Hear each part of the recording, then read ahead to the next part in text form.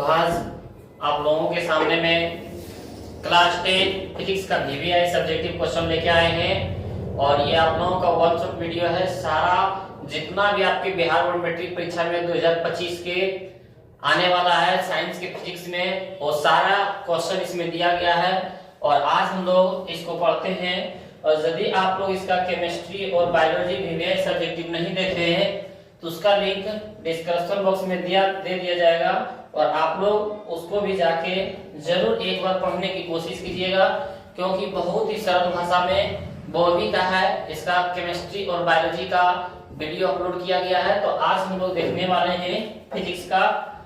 तो हम लोग देखते हैं पहला क्वेश्चन। हम लोग के पास पहला क्वेश्चन है, प्रकाश का परावर्तन क्या है? प्रकाश का परावर्तन क्या है? यदि मान लेते हैं ये हमारा समतल दर्पण है, यहाँ पे मेरा सूर्य है, यहाँ पे मेरा क्या है? सूर्य है। इससे प्रकाश किरण आता है, किसी वस्तु से टकरा कर वापस चला जाता है। जो किरण आ रहा है तो वो उसको बोलते हैं आपतित किरण। कौन किरण बोलते हैं? आपतित किरण। और टकरा के जो जा रहा है उसको बोलते हैं हम लोग परावर्तित किरण। परावर्तित किरण। तो इसीलिए बोल रहा है कि प्रकाश का परावर्तन क्या है। तो हम लोग बोलेंगे कि प्रकाश को किसी वस्तु से टकराकर, प्रकाश आया किसी से वस्तु से टकराया और फिर लौट जाने की क्रिया को क्या बोलते हैं? प्रकाश का परावर्तन कहते हैं। तो आप लोग भी हमारे साथ बोलिए कि प्रकाश का परावर्तन किसे कहते हैं या क्या है, या तो प्रकाश के परावर्तन से आप क्या समझते हैं। तो उसका आंसर क्या बोलेंगे कि जब प्रकाश किरण किसी वस्तु से टकराकर लौटने की क्रिया को प्रकाश का परावर्तन कहते हैं। ये क्वेश्चन समझ गए होंगे। तो हम लोग देखते हैं क्वेश्चन नंबर 2। क्वेश्चन नंबर 2 आप लोग समझने की कोशिश कीजिएगा। बोल रहा है कि प्रकाश के परावर्तन के कितने नियम हैं, उन नियमों को लिखें। प्रकाश के परावर्तन के कितने नियम हैं, उन नियमों को लिखें। तो प्रकाश के परावर्तन के ऑब्जेक्टिव में पूछ देगा प्रकाश के परावर्तन के कितने नियम हैं, तो आप लोग बोलिएगा 2 नियम है।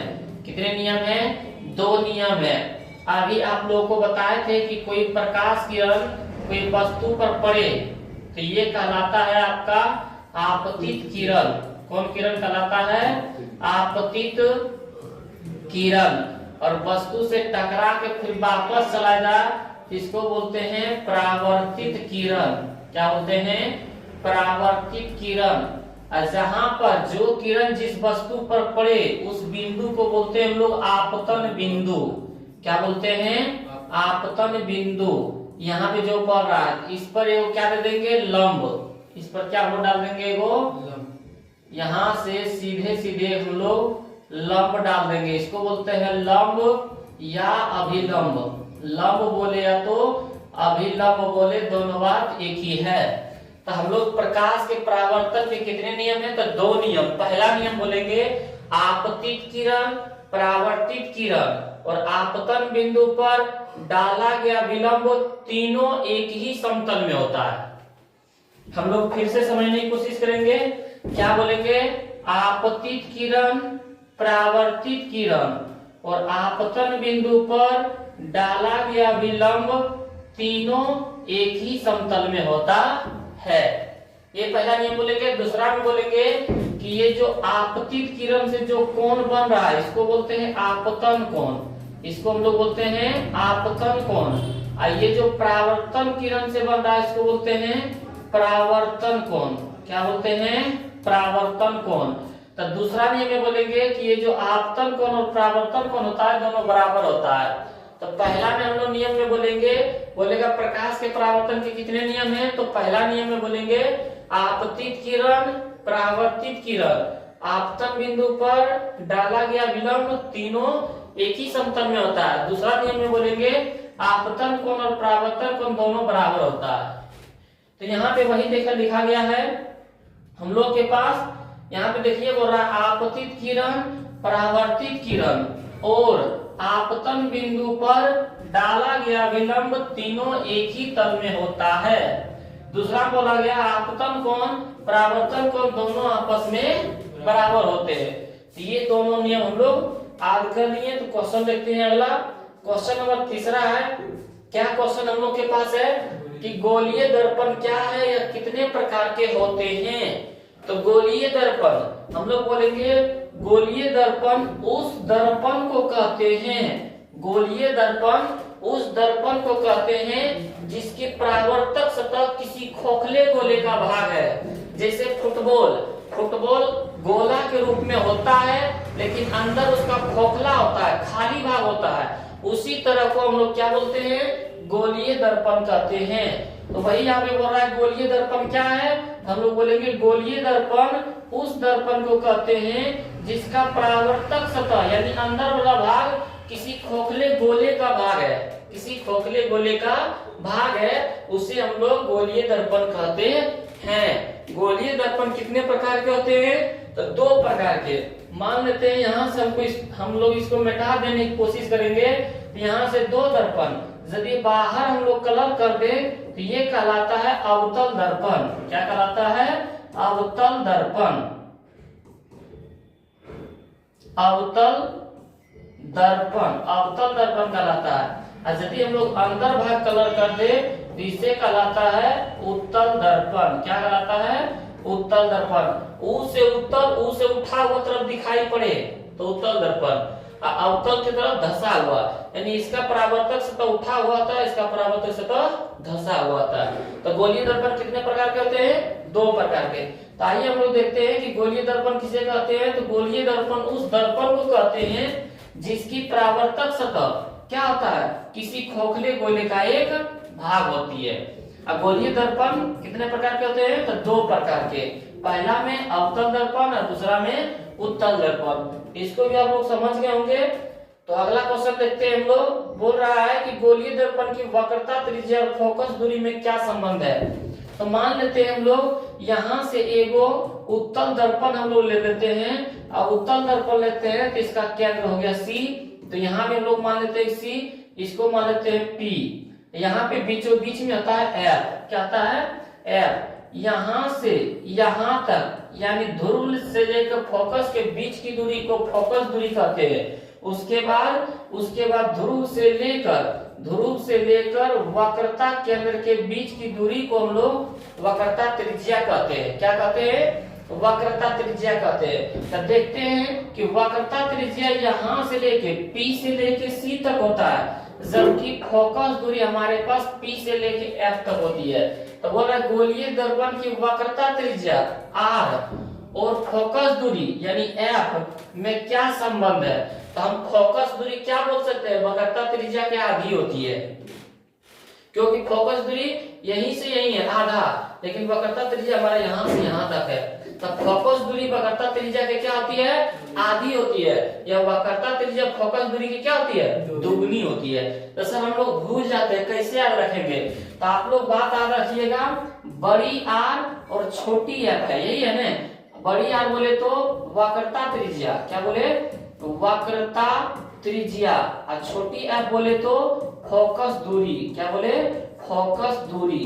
यही दोनों में संबंध बताना है। तो यदि हम लोगों के पास बड़ी R है, ये क्या है, बड़ी R, ये क्या है, छोटी R। बड़ी R बोले तो दुगनी, क्या बोलेंगे, दुगनी, और छोटी R बोले तो आधी, क्या बोलेंगे, आधी। क्यों, क्योंकि ये बड़ी R है, अब बड़ी है तो दुगनी, ये छोटी R है, छोटी है तो आधी। हम लोग इस तरह रखेंगे, क्योंकि बड़ जो रहता है वो बड़ा होता है यानी दुगना, जो छोटी है छोटा होता है यानी आधी। तो जैसे क्वेश्चन में जो शुरू आएगा, जैसे क्वेश्चन में हमारे पास यदि बोल दे, हमारे पास क्वेश्चन में यदि बोल दे कि वक्रता त्रिज्या फोकस दूरी की क्या होती है, डैश डैश होती है, डैश डैश होती है। और दूसरा में हम लोग बोल सकते हैं, यहाँ से दूसरा में बोलेंगे कि फोकस दूरी, क्या बोलेंगे, फोकस दूरी वक्रता त्रिज्या की, क्या बोलेंगे, वक्रता त्रिज्या की डैश डैश होती है। ऑब्जेक्टिव में भी इस तरह पूछ देता है। तो यहाँ से हम लोग देखने की कोशिश करते हैं कि शुरू में पूछ रहा है वक्रता त्रिज्या, और वक्रता त्रिज्या तो बड़ी R बोले तो दुगनी, बड़ी R बोले तो दुगनी। और यहाँ पे बोला है शुरुआत में फोकस दूरी बोले तो छोटी R, और छोटी R को बोलते हैं आधी, ये हो गया हमारा। आइए यदि आप लोग याद कर लेते हैं तीसरी से परिभाषा, हम लोग क्या बोलेंगे, वक्रता त्रिज्या फोकस दूरी के दुगनी होती है या फोकस दूरी वक्रता त्रिज्या के आधी होती है। इस तरह हम लोग याद रखेंगे। तो वही यहाँ पे है कि गोलीय दर्पण की फोकस दूरी, यहाँ देखिए पहले गोलीय दर्पण की फोकस दूरी पहले बोल रहा है, फोकस दूरी उसकी वक्रता त्रिज्या से क्या होती है, आधी होती है, क्योंकि पहले फोकस दूरी बोला, अब पहले फोकस दूरी बोलेगा तो आधी होती है। यदि हमारे पास बोलता है कि गोलीय दर्पण वक्रता त्रिज्या उसकी फोकस दूरी की क्या होती है, दुगनी होती है, पहले बड़ी याद बोलता तो इस तरह हम लोग क्या है यहाँ से हल कर सकते हैं। तो यहाँ से हम लोग देखते हैं कि हम लोग 2f बराबर r भी बोल सकते हैं, क्योंकि 2 भागा में जगह गुना में, 2 भागा में जगह गुना में, तो 2f बराबर r बोल सकते हैं या f बराबर r बटे 2 भी बोल सकते हैं। तो इसको हम लोग क्या बोलेंगे कि यदि बोल देगा गोलीय दर्पण की वक्रता त्रिज्या और फोकस दूरी में संबंध बतावे, तो हम लोग बोलेंगे कि गोलीय दर्पण की फोकस दूरी, शुरू में बोल रहे फोकस दूरी, तो वक्रता त्रिज्या के आधी होती है, और यदि बोलेंगे गोलीय दर्पण की वक्रता त्रिज्या तो फोकस दूरी के दुगनी होती है। तो ये दोनों हम लोग लिख सकते हैं, दोनों बात लिख सकते हैं। तो ये आप लोग समझ गए होंगे। तो हम लोग क्वेश्चन चलते हैं अगला कि प्रकाश का अपवर्तन क्या है, प्रकाश का अपवर्तन क्या है। तो हम लोग देखते हैं कि ये हमारा 2 माध्यम है, पहला मान लेते हैं हवा और दूसरा मान लेते हैं जल। पहला मान लेते हैं हवा, हवा क्या होता है, हवा होता है हमारा पतला, हवा होता है हमारा पतला, और जल होता है गाढ़ा, जल होता है गाढ़ा। पतला को हम लोग बोलते हैं विरल, क्या बोलते हैं, विरल, और गाढ़ा को बोलते हैं सघन। इस तरह ऑब्जेक्टिव में भी पूछ देता है। तो यहाँ से देखते हैं जब कोई प्रकाश किरण हवा में आएगा तब तो सीधे जाएगा, लेकिन जैसे ही जल में जाएगा तो हवा क्या होता है, पतला, पतला होता है, यानी रास्ता खाली है, और रास्ता खाली से जा रहा है गाढ़ा में, जल में। तो जितना इसका रफ्तार तेज था, हवा में क्या था, खाली था, हल्का था, रफ्तार तेज होता है, लेकिन जल में जाके धीरे हो जाएगा। जल में इसका प्रकाश का चाल जो होता है क्या होता है, धीरे हो जाता है। तो मान लेते हैं कि यदि जल नहीं रहता तो इस तरह डैश डैश से क्या है, ये सीधे चला जाता, इस तरह डैश डैश से क्या है, ये सीधे चला जाता, लेकिन जल आने के कारण इसका चाल धीरे हो जाएगा, इसका चाल क्या हो जाएगा, मुड़ जाएगा, धीरे हो जाएगा। यदि जल नहीं रहता तब तो सीधे चला जाता, लेकिन जल आ जाने के कारण हवा से गाढ़ा होता है, तो इनकी चाल जो है, प्रकाश की चाल जो है क्या है, कम हो जाएगा। यानी हम लोग बोल सकते हैं कि विरल से जब सघन में जाएगा तो प्रकाश किरण लंब की ओर मुड़ेगा, किधर मुड़ेगा, लंब की ओर। लेकिन यदि ऊपर में रहता जल और नीचे में रहता मेरा हवा, तो यदि हम लोग प्रकाश किरण इस तरह आता, जल से प्रकाश किरण हमारा इस तरह यदि आता, यहाँ से मान लेते हैं कि प्रकाश किरण यदि आता तो हम लोगों का क्या है कि जल में होता है धीरे चाल, और जल से हवा में आ गया यानी पतला में आ गया तो स्पीड उसका बढ़ जाएगा। तो यदि मान लेते हैं कि पूरे जल ही रहता तो इस तरह चलते चला जाता, लेकिन हवा हो जाने के कारण इसकी चाल क्या बढ़ जाएगा, यानी स्पीड बढ़ जाएगा। तो यहाँ से हम लोग जल बोलते हैं सघन और हवा बोलते हैं विरल। यदि सघन से विरल में जाए तो लंब से दूर मुड़ जाता है, स्पीड बढ़ जाता है। तो यहाँ हम लोग बोलेंगे लंब से दूर, लंब से दूर, लेकिन यहाँ बोलेंगे हम लोग लंब की ओर मुड़ गया, तो हम लोग बोलेंगे लंब की ओर। तो वही यहाँ देखिए, एक माध्यम से दूसरे माध्यम में जाता है तो इसकी चाल में क्या होता है, विचलन, बदलाव हो जाता है। यहाँ भी देखते हैं एक माध्यम से दूसरे माध्यम में गया, इसका चाल में क्या है, परिवर्तन आ जाता है, मतलब बदलाव आ जाता है। इसी घटना को हम लोग प्रकाश का अपवर्तन कहते हैं। यानी इसमें हम कह सकते हैं कि जब कोई प्रकाश किरण एक माध्यम से दूसरे माध्यम में जाए, यानी हवा और जल दो माध्यम है, तो बोलेंगे जब कोई प्रकाश किरण एक माध्यम से दूसरे माध्यम में प्रवेश करता है तो वह अपने पूर्व पथ से विचलित हो जाता है, जितना पहले चल रहा था उतना नहीं चल पाता है, कुछ विचलित हो जाता है। इसी घटना को प्रकाश का अपवर्तन कहते हैं। देखिए यहाँ पे बोला गया कि जब कोई प्रकाश किरण एक माध्यम से दूसरे माध्यम में प्रवेश करता है तो यह अपना रास्ता से कुछ विचलित हो जाता है, यानी या तो तेज हो जाता है या तो स्लो हो जाता है, कुछ विचलित हो जाता है। तो इसी घटना को प्रकाश का अपवर्तन कहते हैं। तो प्रकाश का अपवर्तन बता सकते हैं किसे कहते हैं, तो जब कोई प्रकाश किरण एक माध्यम से दूसरे माध्यम में प्रवेश करता है तो वह अपने पूर्व पथ से विचलित हो जाता है। इसी घटना को प्रकाश का अपवर्तन कहते हैं। आप लोग इसको समझ गए होंगे। तो क्वेश्चन करते हैं अगला कि प्रकाश के अपवर्तन के कितने नियम हैं। अभी हम लोग पढ़े थे प्रकाश के परावर्तन के कितने नियम हैं, तो पढ़े थे 2 नियम है। कितने नियम है? 2 नियम है। तो पहला पढ़े थे आपतित किरण, परावर्तित किरण और आपतन बिंदु पर डाला गया विलंब तीनों एक ही तल में होता है और आपतन कोण परावर्तन कोण दोनों आपस में बराबर होता है। लेकिन यहाँ पे हम लोग उसका यही बोलेंगे कि आप प्रकाश के अपवर्तन के कितने नियम है, इसका भी 2 ही नियम होता है। इसका भी कितने नियम होता है? 2 ही नियम होता है। तो उसमें हम लोग बोलते थे आपतित किरण और परावर्तित किरण, लेकिन परावर्तित के बोलेंगे यहाँ पे अपवर्तित। हम लोग क्या बोलेंगे? आपतित किरण और सब सेम बोलेंगे, जिस तरह पहला नियम बोले थे उसी तरह सेम। आपतित किरण, अपवर्तित किरण और आपतन बिंदु पर डाला गया अभिलंब तीनों एक ही तल में होता है। जैसे मान लेते हैं हम लोग यहाँ से कि मान लेते हैं ये हमारा कांच की सिल्ली है, ये हमारा क्या है, ये मान लेते हैं हम लोग कांच के सिल्ली है। ये क्या है? ये मान लेते हैं हम लोग कांच का सिल्ली है, कांच के सिल्ली। कांच के सिल्ली है तो कोई प्रकाश किरण आएगा, कोई प्रकाश किरण इसमें आएगा तो यहाँ पे लंब हो जाएगा। तो ये अभी हम लोग प्रकाश किरण कहाँ है? हवा में चल रहा था। और ये कांच के सिल्ली मोटा होता है, हवा से मोटा होता है। यदि कांच के सिल्ली नहीं रहता तब तो इस तरह चला जाता, लेकिन मोटा होने के कारण इसकी चाल क्या है? धीमी हो जाएगा। और चाल धीमी हो जाने के कारण ये क्या कहलाता है? आपतित किरण।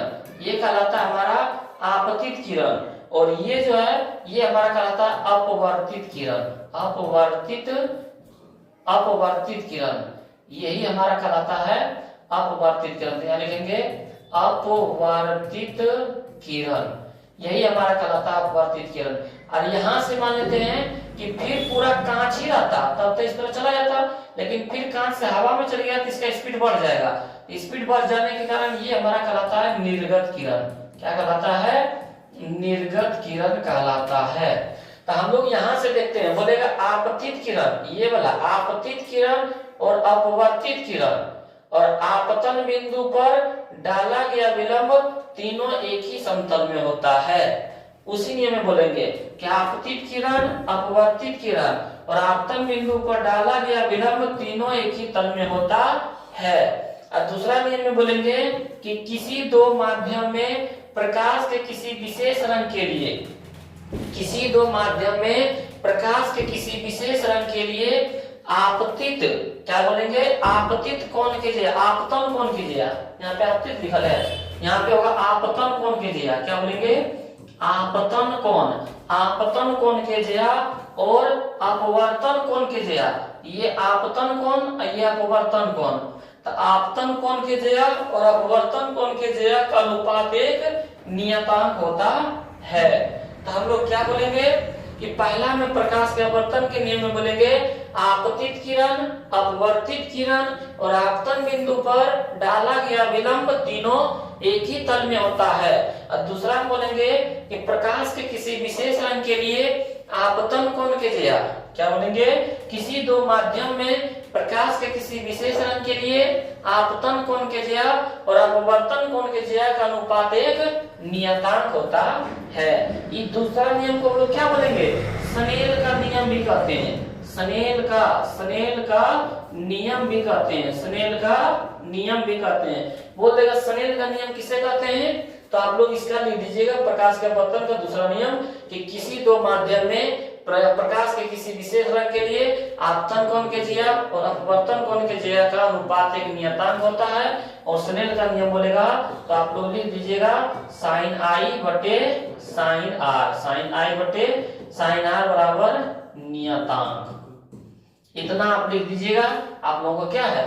मिल जाएगा 2 नंबर। अगला क्वेश्चन देखते हैं, देखिए आ गया स्नेल का नियम क्या है। तो क्या बोल रहा है? यदि आपतन कोण आई, यदि आपतन कोण आई तथा अपवर्तन कोण आर हो तो प्रकाश के अपवर्तन के द्वितीय नियम से, बोले थे ना प्रकाश के द्वितीय प्रकाश के अपवर्तन के द्वितीय नियम से, बोला यदि आपतन कोण आई हो तथा अपवर्तन कोण आर हो तो प्रकाश के अपवर्तन के द्वितीय नियम। तो प्रकाश के अपवर्तन के द्वितीय नियम में क्या बोल रहा था कि किन्हीं 2 माध्यम में प्रकाश के किसी विशेष रंग के लिए आपतन कोण के जिया और अपवर्तन कोण के जिया का अनुपात एक नियतांक होता है।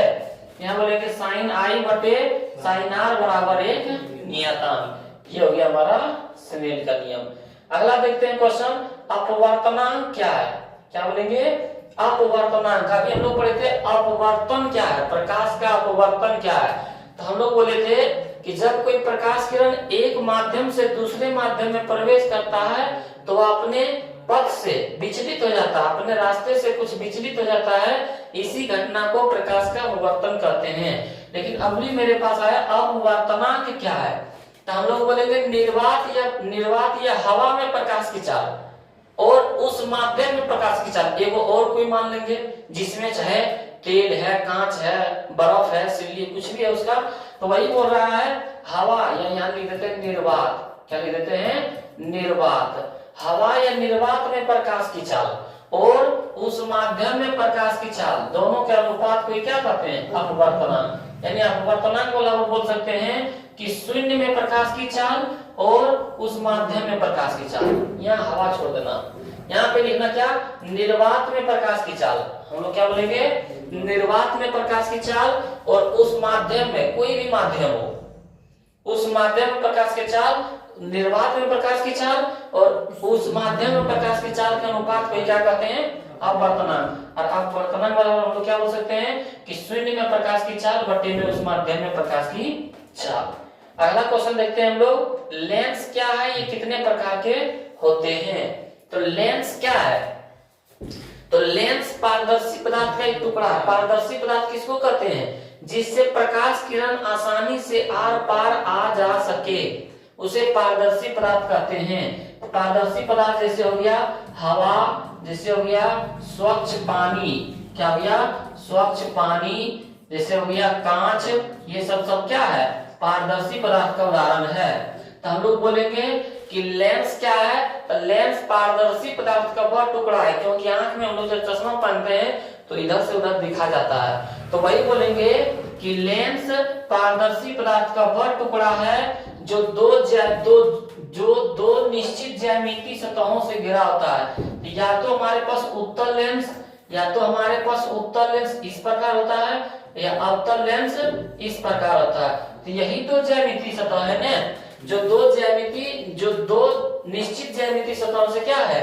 घिरा होता है। तब बोल रहा है कि लेंस कितने प्रकार के होते हैं? तो लेंस दो प्रकार के, पहला में उत्तल लेंस और दूसरा में अवतल लेंस। पहला में उत्तल लेंस, दूसरा में अवतल लेंस। तो इसको बोलते हैं उत्तल लेंस, इसको बोलते हैं अवतल लेंस। हम लोग का आंख का आकार कैसा है? उत्तल लेंस की तरह, इसके तरह है। तब हम लोग के पास क्वेश्चन आएगा कि लेंस क्या है? तो हम लोग बोल सकते हैं कि लेंस पारदर्शी पदार्थ का वह टुकड़ा है जो दो निश्चित ज्यामितीय सतहों से घिरा होता है।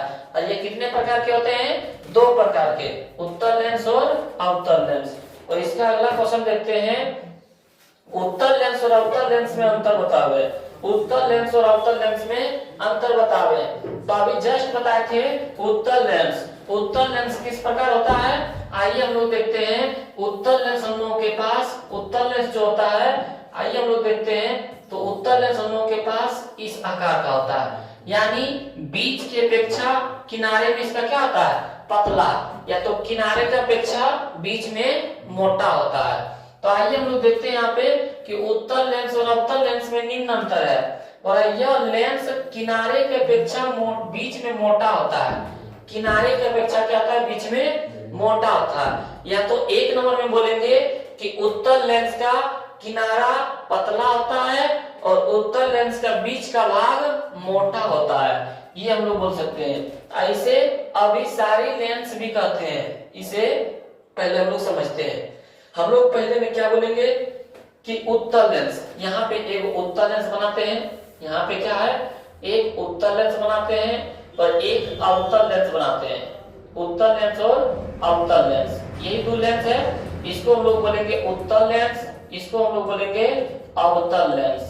यहाँ देखते हैं दोनों में अंतर यदि बोलेगा तो हम लोग बोलेंगे इसका किनारा, उत्तल लेंस का किनारा पतला होता है, अवतल लेंस का किनारा मोटा होता है।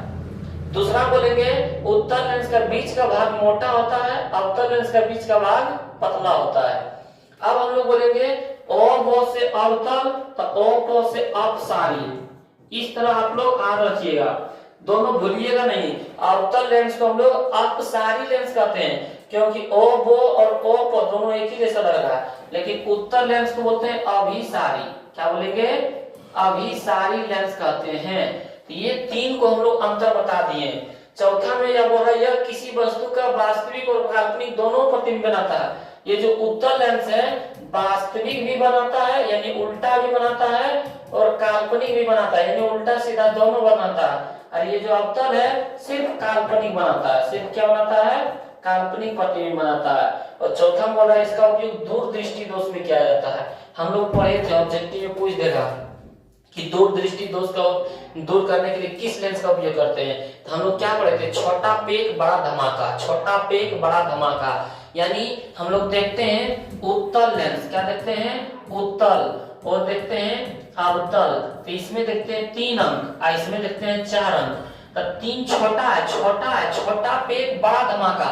बड़ा यानी दूर के लिए, तो उत्तल लेंस दूर दृष्टि दोष के लिए और अवतल लेंस निकट के लिए। तो ये आप लोग याद कर लीजिएगा कि उत्तल लेंस किसके लिए होता है? दूर दृष्टि दोष के लिए। और अवतल लेंस निकट दृष्टि दोष के लिए होता है। ये आप लोग याद हो जाएगा। तो वही बोल रहे उत्तल लेंस में किसका उपयोग दूर दृष्टि दोष में किया जाता है। तो आइए फिर हम सब देखते हैं। और यह लेंस किनारे की अपेक्षा बीच में मोटा होता है। फिर बोल रहा है कि इसे अभिसारी लेंस भी कहते हैं। यह किसी वस्तु का वास्तविक एवं काल्पनिक दोनों प्रतिबिंब बनाता है। इसका उपयोग दूर दृष्टि दोष में, क्योंकि उत्तल लेंस 3 अक्षर पे होता है तो दूर के लिए। और अवतल लेंस वाला देखते हैं हम लोग। अवतल लेंस वाला बोलेंगे कि यह लेंस किनारे की अपेक्षा बीच में पतला होता है। बीच में क्या होता है? पतला होता है। बीच में इसका पतला होता है ना। अवतल लेंस इस तरह होता है। अवतल लेंस तो देखिए किनारे की अपेक्षा बीच में क्या होता है? पतला। ऐसे अपसारी लेंस की कहते हैं, क्योंकि ओ से अपसारी, ओ से अवतल। और यह किसी वस्तु का केवल आभासी प्रतिबिंब बनाता है यानी सीधा प्रतिबिंब बनाता है। काल्पनिक को बोलते हैं आभासी। इसका उपयोग निकट दृष्टि दोष में किया जाता है। फिर अगला क्वेश्चन देखते हैं, स्पष्ट दृष्टि की न्यूनतम दूरी से आप क्या समझते हैं? यानी स्पष्ट दृष्टि की न्यूनतम दूरी किसे कहते हैं? तो स्पष्ट दृष्टि की न्यूनतम दूरी हम लोग उसको कहते हैं जिससे मनुष्य की आंख साफ साफ देख सके। तो हम लोग यहाँ पे बोल रहा है कि जिस न्यूनतम दूरी तक मनुष्य के नेत्र वस्तु को साफ साफ देख सकता है उसे स्पष्ट दृष्टि की न्यूनतम दूरी कहते हैं। यानी स्पष्ट दृष्टि न्यूनतम दूरी बोल रहा है यहाँ पे कि जिस न्यूनतम दूरी पर, यानी हम लोग बोल रहे हैं हम लोग का आंख कितना न्यूनतम दूरी कर दे कि साफ साफ वस्तु को देख ले। हम लोग बोलेंगे जिस न्यूनतम दूरी पर मनुष्य की आंख वस्तु को साफ साफ देख सके उसे क्या कहते हैं? स्पष्ट दृष्टि की न्यूनतम दूरी कहते हैं। स्वस्थ आंख के लिए यह दूरी कितना होता है? 25 सेंटीमीटर। निकट दृष्टि दोष के निकट बिंदु मतलब सबसे कम बिंदु तक कितना देख सकते हैं? 25 सेंटीमीटर तक। अधिकतम दूरी कहां तक देख सकते हैं? अनंत तक देख सकते हैं। कहां से? तब बोल देगा निकट बिंदु। क्या बोलेगा? निकट बिंदु कहां तक देख सकते हैं? 25 सेमी। कितना? 25 सेमी। और अधिकतम दूरी क्या है? अधिकतम दूरी कितना तक देख सकते हैं? अनंत तक, जहां तक देख सकता है, कोई लिमिट नहीं है। अगला क्वेश्चन देखते हैं हम लोग कि मानव नेत्र की समंजन क्षमता से आप क्या समझते हैं? आइए, हम लोग मोबाइल चलाते हैं, हर एक बच्चा आजकल मोबाइल चलाता है, कैमरा चलाता है, तो दूर की वस्तु को फोटो लेने के लिए जूम करना पड़ता है। क्या करना पड़ता है? जूम करना पड़ता है। लेकिन हम लोगों का आंख में ऐसा नहीं है, ऐसा बात नहीं है। हम लोग के आंख में ऑटोमेटिक है, दूर वाला भी वस्तु देखना चाहते हैं तब दिखा जाता है कि दूर वाला वस्तु देखने के लिए आंख को जूम करना पड़ता है, ऐसा नहीं। हम लोगों के आंख में एक ऐसी क्षमता है जिसके कारण इसकी फोकस दूरी अपने बदल जाती है। मोबाइल में फोकस दूरी को बढ़ाना पड़ता है, जूम करना पड़ता है, कम करना पड़ता है, लेकिन मनुष्य की आंख में क्या है? एक ऐसी शक्ति है जो अपने आप ऑटोमेटिक हो जाता है। तो वही बोल रहा है नेत्र की समंजन क्षमता से आप क्या समझते हैं? तो बोलेंगे नेत्र की एक ऐसी क्षमता जिसके कारण इसकी फोकस दूरी अपने आप बदलती रहती है। इसमें इन्हें की दूर वाला वस्तु देखने के लिए आंख को जूम करना पड़ता है। तो नेत्र की एक ऐसी क्षमता जिसके कारण इसकी फोकस दूरी क्या है? अपने आप बदलती रहती है। वही बोल रहा नेत्र की ऐसी क्षमता जिसके कारण इसकी फोकस दूरी क्या है? अपने आप बदलती रहती है, उसे नेत्र की समंजन क्षमता कहते हैं। ये किसके कारण होता है? तो समंजन क्षमता के कारण अपने आप फोकस दूरी बदलती रहती है। अगला देखते हैं क्वेश्चन कि दृष्टि दोष क्या है, क्या बोल रहा है, दृष्टि दोष क्या है या कितने प्रकार के होते हैं। हम लोग देखते हैं कि दृष्टि दोष कहते हैं किसको है, तो जिस नेत्र में निकट की वस्तु और दूर की वस्तु दोनों दिखाई नहीं पड़े, जिस नेत्र में निकट की बिंदु और दूर की बिंदु दोनों प्रभावित है, यानी दोनों दिखाई नहीं पड़ता है, उसी दृष्टि को क्या कहते हैं, दृष्टि दोष कहते हैं। तो वही बोल रहा है कि जिस दृष्टि दोष में निकट बिंदु और दूर बिंदु दोनों प्रभावित हो जाता है, यानी दोनों खराब हो जाता है, उसे क्या कहते हैं, दृष्टि दोष कहा जाता है। और ये निम्न कितने प्रकार के होते हैं, तो दृष्टि दोष 3 प्रकार के होते हैं। मैट्रिक में 3 प्रकार है, इंटर में 4 प्रकार है। तो निकट दृष्टि दोष, दूर दृष्टि दोष और जरा दृष्टि दोष, ये तीनों का भी परिभाषा हम लोग समझ लेते हैं। निकट दृष्टि दोष, जो क्वेश्चन बोले वो वाला बिंदु दिखाई पड़े, वो वाला वस्तु दिखाई पड़े, यहाँ पे बोला निकट दृष्टि दोष, यानी निकट वाला वस्तु दिखाई देता है। इसमें क्या है, निकट वस्तु, निकट वस्तु दिखाई पड़ता है, निकट वस्तु दिखाई पड़ता है, निकट वस्तु दिखाई पड़ता है। लेकिन यहाँ पे इसमें हम लोग दूर दृष्टि दोष में, दूर दृष्टि दोष में क्या बोलेंगे, दूर की वस्तु, क्या बोलेंगे, दूर की वस्तु, दूर वस्तु दिखाई पड़ता है, क्या बोलेंगे, दूर वस्तु दिखाई पड़ता है। और जरा दृष्टि दोष में, तो जरा दृष्टि दोष में दोनों प्रभावित हो जाता है, निकट बिंदु और दूर बिंदु क्या है, दोनों प्रभावित हो जाता है। लिखेंगे दोनों प्रभावित हो जाता है, दोनों प्रभावित हो जाता है। अब बोलेगा निकट दृष्टि दोष को दूर कैसे किया जाए, तो निकट, पहले देखते हैं दूर दृष्टि दोष। तो दूर वाला क्या पढ़े थे अभी हम लोग पढ़े थे उत्तल लेंस, क्या पढ़े थे, उत्तल लेंस और अवतल लेंस, उत्तल लेंस और अवतल लेंस। तो उत्तल देखे 3 अक्षर का, अवतल देखे 4 अक्षर का। तो छोटा पेक बड़ा धमाका, तो छोटा अक्षर है तो बड़ा के लिए, दूर के लिए, तो ये हो जाएगा इसमें उत्तल लेंस, क्या जाएगा, उत्तल, दूर दृष्टि दोष में उत्तल लेंस। अब निकट दृष्टि दोष बच गया, तो इसमें हम लोग बोलेंगे अवतल लेंस, क्या बोलेंगे, अवतल लेंस।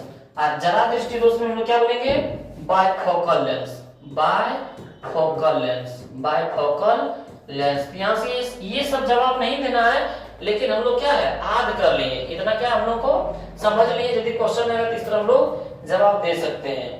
हम लोग को इतना बोला गया तो इतने ही लिखना है।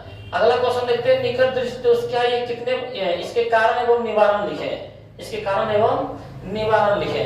तो आइए इसको हम लोग आज अच्छी तरह से समझा देंगे, और इस तरह समझा देंगे कि आप लोग भूलने की भी कोशिश कभी नहीं होगा, भूलने के बाद भी आप लोगों को याद होगा। तो निकट दृष्टि दोष, तो निकट दृष्टि दोष बोला था, निकट वाला वस्तु दिखाई पड़ेगा, जो क्वेश्चन में रहेगा वो दिखाई पड़ेगा, ये आप लोग याद रखिएगा। तो निकट दृष्टि दोष बोल रहा है, तो निकट वाला वस्तु दिखाई पड़ेगा लेकिन दूर वाला वस्तु दिखाई नहीं पड़ेगा। आप लोग वो ऑब्जेक्टिव में भी पूछ सकता है, क्या पूछेगा सर, तो बोलेगा कि कौन सा दृष्टि दोष है कि जिसमें निकट की वस्तु दिखाई पड़ता है लेकिन दूर की वस्तु दिखाई नहीं पड़ता है। तो इसमें बोला गया क्या, कौन दिखाई पड़ता है, निकट वाला, तो जो दिखाई पड़े वही दोष है। तो निकट वाला दिखाई पड़ रहा है तो निकट दृष्टि दोष है। तो यहाँ पे बोल रहा है निकट दृष्टि दोष क्या है, तो बोलेंगे जिस नेत्र में निकट की वस्तु साफ साफ दिखाई पड़ता है लेकिन दूर की वस्तु साफ साफ दिखाई नहीं पड़ता है, उसे निकट दृष्टि दोष कहते हैं। फिर बोला इसका कारण क्या है, इसका कोई तो कारण होगा ना कि निकट दृष्टि दोष किस कारण से होता है। आइए जो क्वेश्चन हम अभी समझे थे उसी क्वेश्चन को ले चलते हैं। तो निकट दृष्टि दोष में, किसमें, निकट दृष्टि दोष में, निकट दृष्टि दोष में आप क्या बोले थे, निकट वाला दिखाई पड़ता है, निकट वस्तु क्या है, निकट वस्तु दिखाई पड़ता है, निकट वस्तु दिखाई पड़ता है लेकिन दूर वस्तु दिखाई नहीं पड़ता है, दूर वस्तु दिखाई नहीं पड़ता है, दिखाई नहीं पड़ता है। एक हम उदाहरण देते हैं कि निकट वस्तु दिखाई पड़ता है लेकिन दूर वस्तु दिखाई नहीं पड़ता है। मान लेते हैं कि आजकल नदी सबका गहराई कम हो गया, नदी की गहराई क्या है, कम हो गया, क्यों, क्योंकि उसमें गंदगी, मिट्टी, बालू, कंकड़, पत्थर आके क्या जम गया है, और जम जाने के कारण उसमें पानी ज्यादा नहीं दे पा रहा, नदी का पानी क्या है ऊपर ही रह जाता है क्योंकि गहराई नहीं बचा है नदी में आज। तो वही बोल रहा है कि निकट दृष्टि दोष में निकट वाला देख लेता है, यानी तनिए पानी है इसमें, लेकिन दूर वाला नहीं देख पाता, यानी इसमें ज्यादा पानी नहीं रख पाता है। ज्यादा नदी का उदाहरण दे रहे हैं हम लोग। तो इसमें क्या है कि इसमें निकट वाला जो है नदी में क्या है, अवसाद जम गया है, नदी में क्या है, मिट्टी गंदगी ज्यादा जम गया है, तो उसी तरह उसमें ज्यादा पानी नहीं ले पा रहा है। उसी प्रकार ये इसमें भी आंख में क्या जम जाता है, जिनके कारण दूर की वस्तु देख नहीं पाता है। तो यही उदाहरण आप लोग याद रखिएगा कि ज्यादा पानी उसमें क्यों नहीं ले पा रहा है, क्योंकि उसमें जम गया, गंदगी जम गया। तो इसी पहला इसमें भी बोलेंगे कि इसका पहला कारण क्या है कि नेत्र गोला का मोटा हो जाना। आंख क्या होता है कि मोटा हो गया, जिनके कारण मोटा हो गया तो दूर वाला वस्तु दिखाई नहीं पड़ रहा है। हम लोग की बात रखेंगे कि नदी में पानी गंदगी, उसमें जो मिट्टी ज्यादा जम गया, जिनके कारण ज्यादा पानी रख पा रहा है नहीं। उसी प्रकार जो नेत्र है तो नेत्र गोलक मोटा हो गया, जिनके कारण दूर वाला वस्तु दिखाई नहीं पड़ रहा है। और आप लोग बताइए कि नेत्र गोलक का मोटा हो जाएगा तो इनका गहराई कम हो जाएगा ना, यानी फोकस दूरी कम हो गया। नदी में ज्यादा मतलब भर जाएगा गंदगी तो इसकी गहराई कम हो जाएगा। तो नेत्र गोलक का मोटा हो गया, नेत्र गोलक का मोटा हो गया तो इनकी फोकस दूरी कम हो गया। तो वही बोल रहा है कि नेत्र लेंस की मोटा हो जाना, जिसके कारण दूसरा में बोलेंगे कि नेत्र लेंस की फोकस दूरी कम हो जाना, क्योंकि नदी में गहराई कम हो गया, गहराई कम हो जाने के कारण इसकी गहराई घट गया गंदगी जमने के कारण। तो इसी तरह बोलेंगे कि नेत्र गोलक का मोटा हो जाना, जिसके कारण इसकी फोकस दूरी कम हो जाता है।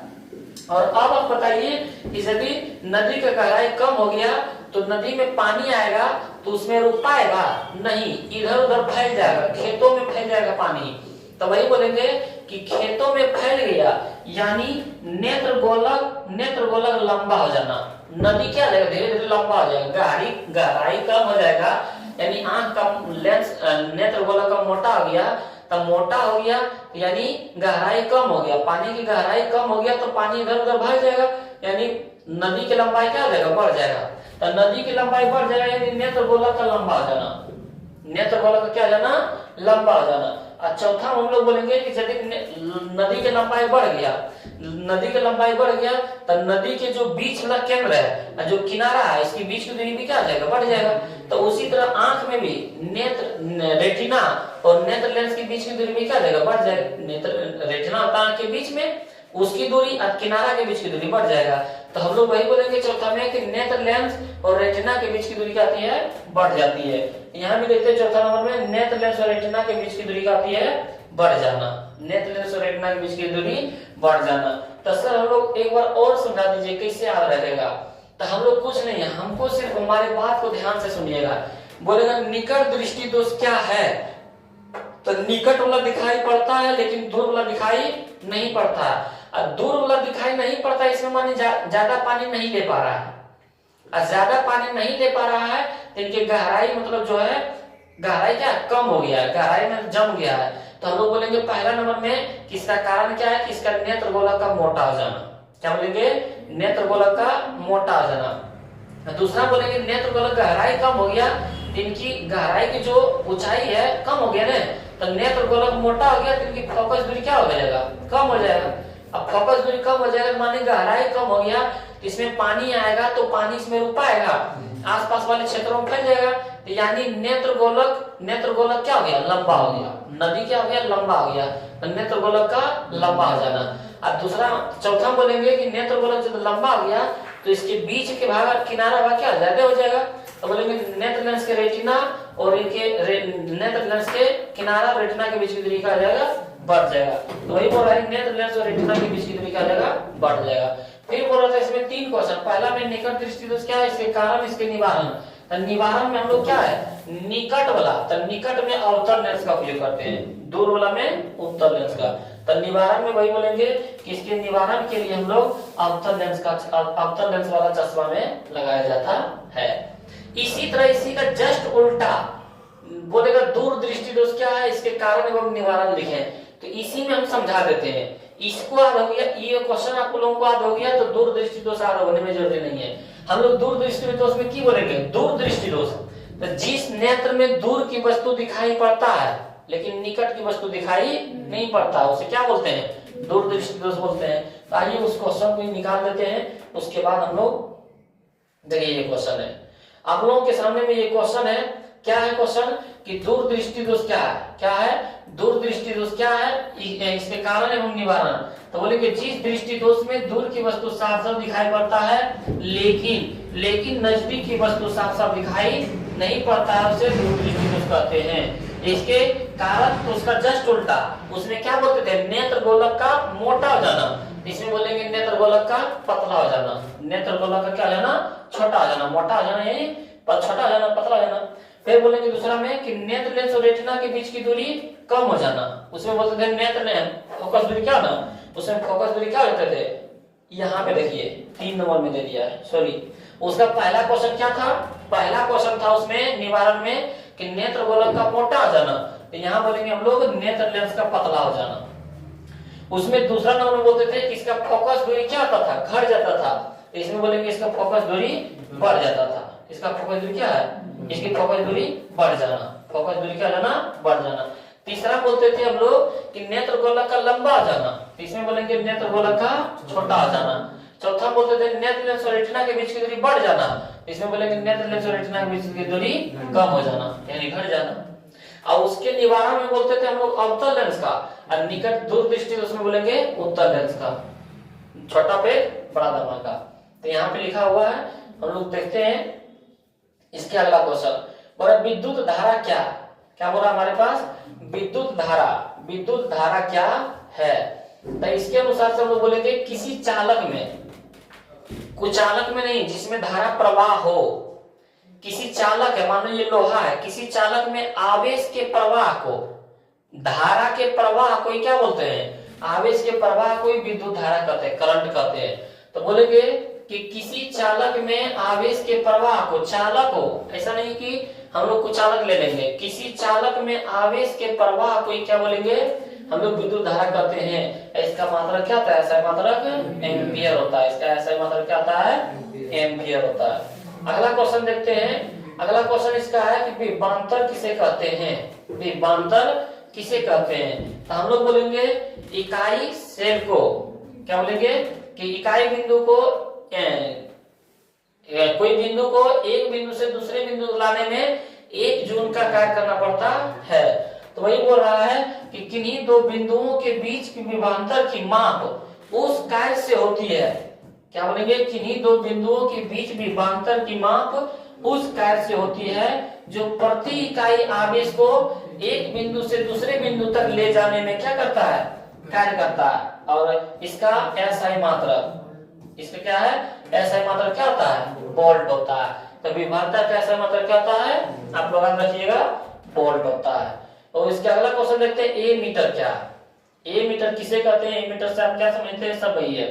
तो हम लोग बोलेंगे कि जिस यंत्र से विद्युत धारा को मापा जाता है, जिस यंत्र से विद्युत धारा को मापा जाता है, तो वही बोल रहा है कि जिस यंत्र द्वारा किसी विद्युत परिपथ की धारा मापी जाती है, टोटल यानी किसी बिल्डिंग में कितना धारा जा रहा है, कितना बिजली खपत हो रहा है, उसको कौन बताता है, तो ए मीटर बताता है। और ए मीटर को किस क्रम में रखा जाता है, तो श्रेणी क्रम में जोड़ा जाता है। बोल देगा ए मीटर को किस क्रम में जोड़ा जाता है, तो श्रेणी क्रम में जोड़ा जाता है। तो यहाँ बोलेंगे कि जिस यंत्र द्वारा किसी विद्युत परिपथ की धारा मापी जाती है, बोल देगा ए मीटर से क्या मापी जाती है, तो विद्युत धारा, विद्युत परिपथ की धारा मापी जाती है, उसे क्या कहते हैं, ए मीटर कहते हैं। इसे विद्युत परिपथ में किस क्रम में जोड़ते हैं, तो श्रेणी क्रम में जोड़ते हैं। किस क्रम में जोड़ते हैं, श्रेणी क्रम में जोड़ते हैं। अगला क्वेश्चन देखते हैं हम लोग, वोल्ट मीटर क्या है। अभी हम लोग पढ़े थे ए मीटर, क्या पढ़े थे, ए मीटर। तो ए मीटर को विद्युत परिपथ की धारा मापने में करते हैं, और वोल्ट मीटर के दो बिंदुओं के बीच के विभवांतर को नापने में करते हैं। दो बिंदुओं के बीच के विभवांतर को मापने में किसका उपयोग करते हैं, वोल्ट मीटर का। अब वोल्ट मीटर को किस क्रम में जोड़ा जाता है, तो श्रेणी क्रम में, सॉरी समांतर क्रम में। जैसे समांतर क्रम कैसे होता है, यहाँ एक बिंदु मान लेते हैं, यहाँ से गया इस तरह, इसको हम लोग क्या बोलते हैं, इसको हम लोग बोलते हैं समांतर क्रम। इसको हम लोग कौन क्रम बोलते हैं, समांतर क्रम। इस क्रम में क्या है, इसको जोड़ा जाता है। और श्रेणी क्रम पहले कौन था, इस तरफ, ये हो गया, फिर इस तरह हो गया, फिर इस तरह हो गया, ये क्या था हमारा श्रेणी क्रम। तो हम लोग यहाँ पे पढ़ रहे हैं वोल्ट मीटर क्या है। तो बोल रहा है वोल्ट मीटर एक ऐसा यंत्र है जिससे दो बिंदुओं के बीच के विभवांतर को मापा जाता है, दो बिंदुओं के बीच के विभवांतर को मापा जाता है। और ऐसे परिपथ में किस क्रम में जोड़ते हैं, तो समांतर क्रम में जोड़ा जाता है। अगला क्वेश्चन देखते हैं, प्रतिरोध किसे कहते हैं, जो धारा का विरोध करे।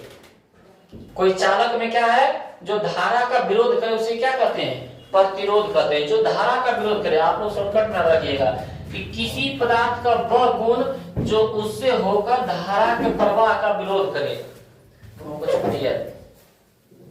जो पैसा नहीं दिया वो चले जाओ।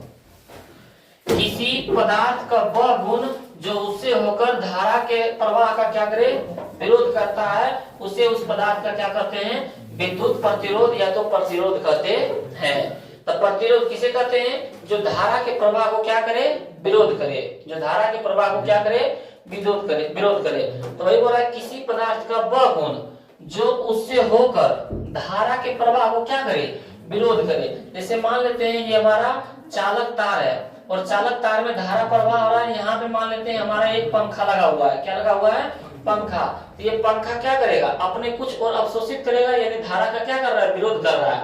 यही से क्या बोलते हैं, प्रतिरोध। तो वही बोल रहा है कि किसी पदार्थ का वह गुण जो इससे होकर धारा के प्रवाह का क्या करे, विरोध करता है, उसे उस पदार्थ का क्या कहते हैं, विद्युत प्रतिरोध कहते हैं या तो प्रतिरोध कहते हैं। और इसका ऐसा मात्रक क्या होता है, ओम होता है।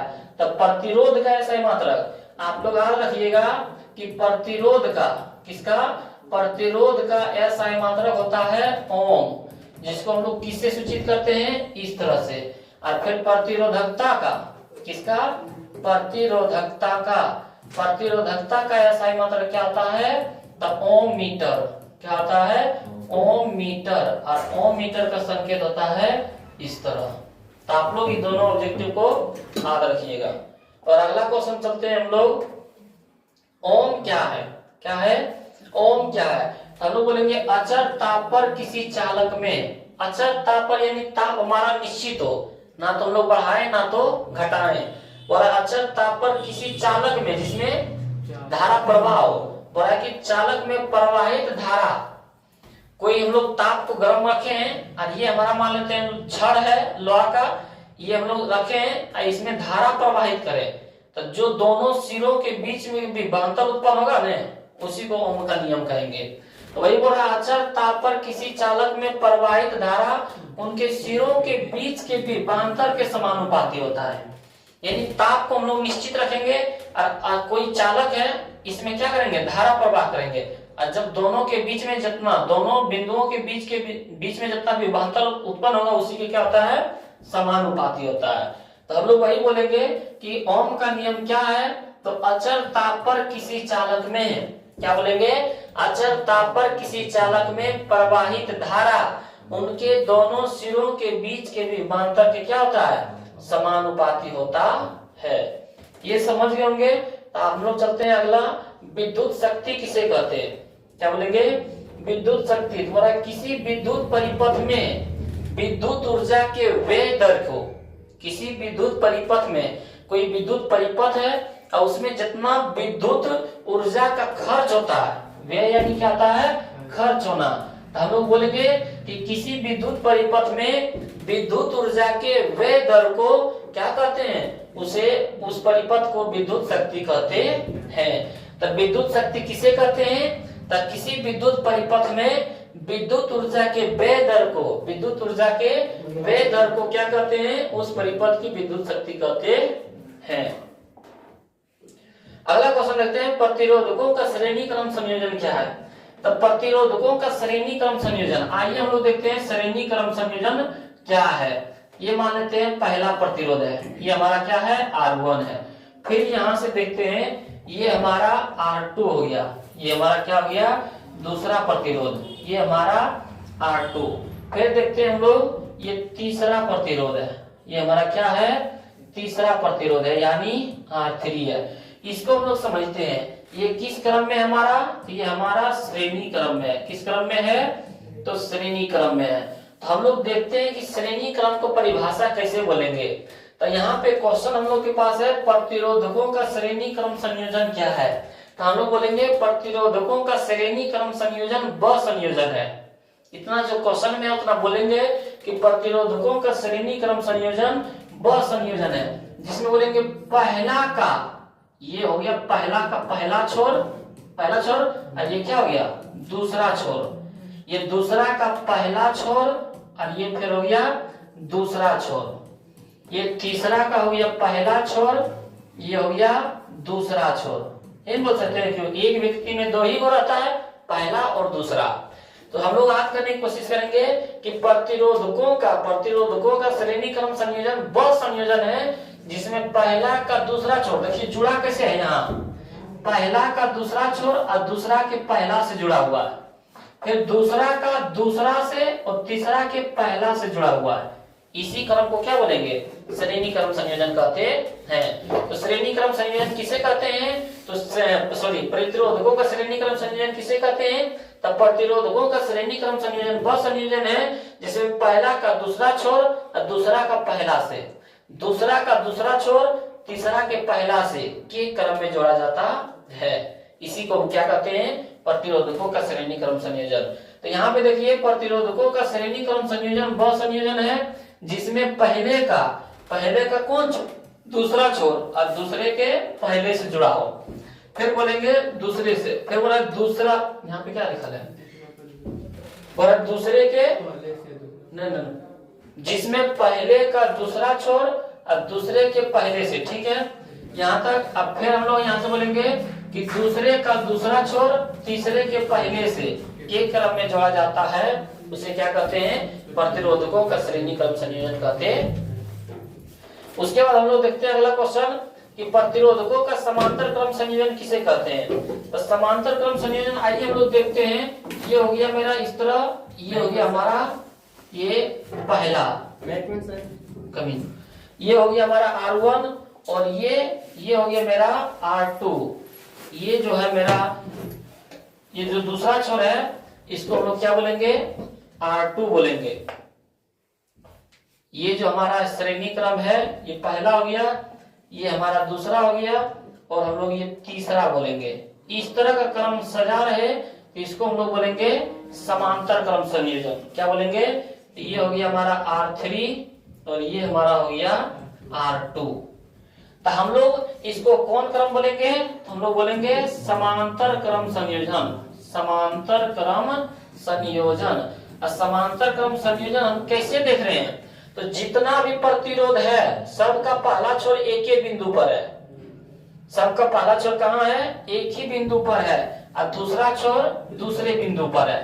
इसी को हम लोग क्या बोलेंगे समांतर क्रम संयोजन। तो बोलेंगे समांतर क्रम प्रतिरोधकों का समांतर क्रम संयोजन किसे कहते हैं, तो प्रतिरोधकों का समांतर क्रम संयोजन वह संयोजन है जिसमें प्रत्येक प्रतिरोधक का पहला छोर पहले बिंदु पर और दूसरा छोर दूसरे बिंदु पर के क्रम में जुड़ा रहे, उसे क्या कहते हैं प्रतिरोधकों का श्रेणी समांतर क्रम संयोजन।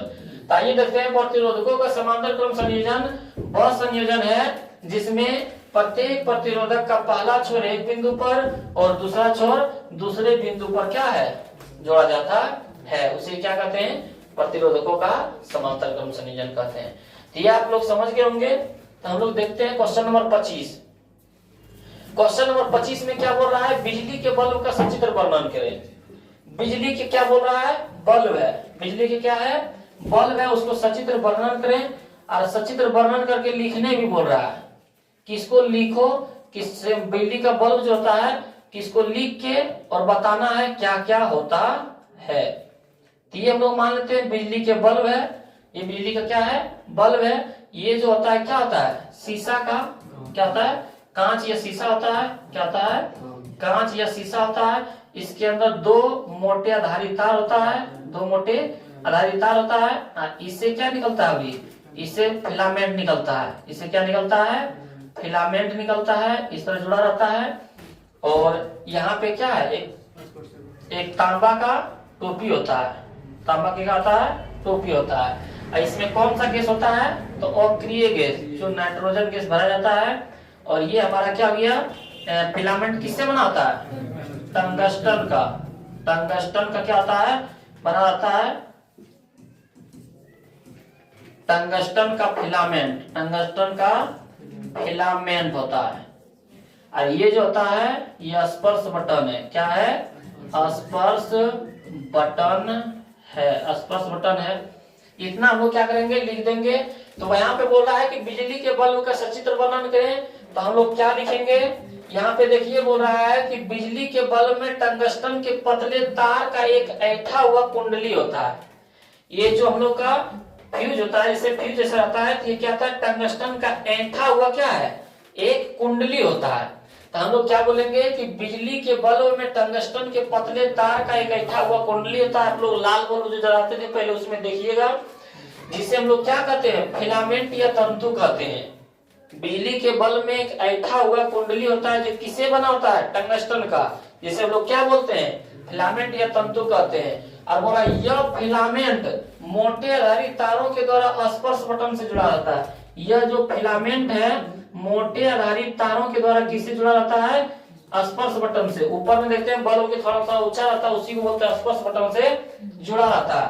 तथा यह कांच के एक बल्ब में क्या रहता है, बंद रहता है। ये कांच के बल्ब में क्या है, बंद रहता है। और बल्ब के अंदर निम्न दाब पर अक्रिय गैस भरा रहता है। और क्वेश्चन भी आएगा कि बिजली के बल्ब में अक्रिय गैस क्यों भरी जाती है, तो ये क्वेश्चन पढ़ेंगे। क्योंकि अक्रिय गैस इसलिए भरा जाता है कि ये जो फिलामेंट बना रहता है, यदि इसमें ऑक्सीजन गैस भर दें, ये फिलामेंट क्या है, उसे अवकृत करके जल जाता है, नष्ट हो जाता है। इसी कारण हम लोग क्या अक्रिय गैस इसमें डालते हैं।